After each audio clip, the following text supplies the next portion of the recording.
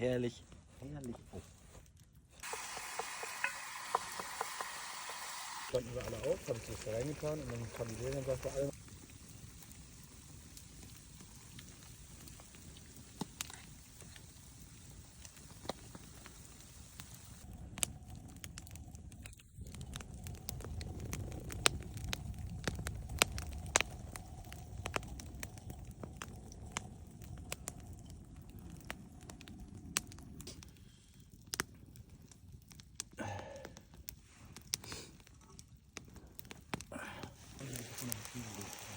So, fürstliches Essen zum Frühstück tatsächlich. Wir haben 8:30 und wir hatten noch Rehfleisch übrig.